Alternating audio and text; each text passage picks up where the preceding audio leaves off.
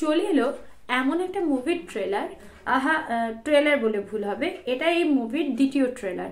যদিও বা এই মুভিটা 2024-এ রিলিজ হওয়ার কথা ছিল, কিন্তু ঠিক রিলিজের 2 থেকে 4 দিন আগেই সেটা পোস্টপোন হয়ে যায়। যাই হোক, সেটা আবার নতুনভাবে রিলিজ করতে চলেছে এবছরে, আর তার আগেই রিলিজ করে গেলেন নতুন একটা ট্রেলার। তো যার কথা এতক্ষণ বলছি সেটা হচ্ছে এমার্জেন্সি মুভি নিয়ে কথা বলবো, সেটাও আবার কঙ্গনা রানাউতের। কঙ্গনা রানাউত তো একজন অভিনেত্রী, সেটা আমরা সবাই জানি, কিন্তু এই মুভিতে তিনি অভিনেত্রীর পাশাপাশি একজন ডিরেক্টরও বটেন। আর শুধু ডিরেক্টর বলেও ভুল হবে, তিনি ডিরেক্টরের পাশাপাশি প্রডিউসারও বটেন। তিনি লিড রোলে রয়েছেন। কঙ্গনা রানাউতকেই এখানে ইন্দিরা গান্ধীর রোলে দেখতে চলেছি আমরা। মানো বা না মানো, সত্যি কিন্তু যে লুকটা ক্রিয়েট করা হয়েছে অরিজিনাল ইন্দিরা গান্ধীকে দেখছি এটাই মনে হবে।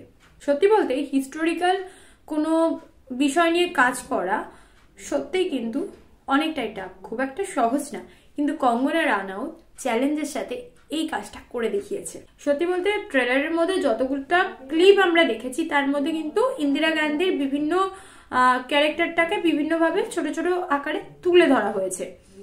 মুভির টপিক হচ্ছে ইন্দিরা গান্ধী ক্যারেক্টারটির নিজের সম্বন্ধেই একটা কন্ট্রোভার্সিয়াল টপিক।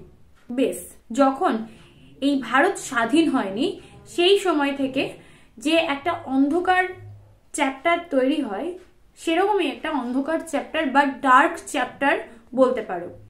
পুরো দেশে একটা এমার্জেন্সি অর্ডার দেওয়া হয়, এবং এটা দেওয়ার ফলে ঠিক কি কি হয়েছিল সেটাও তোমরা এখানে জানতে পারছো। আবার এই অর্ডারটার পিছনে কারণটাই বা কি ছিল সেটাও তোমরা জানতে পারবে।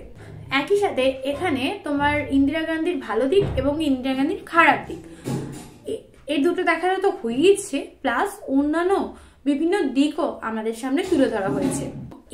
এরকম একটা বিষয়কে নিয়ে বড় পর্দায় কাজ করা বেশ চ্যালেঞ্জিং, আর একটা রিস্ক তো থেকেই যায়। তাই এটাই বলবো, অল দ্য বেস্ট। আমি চাই এটা যেন সাকসেসফুল হয়।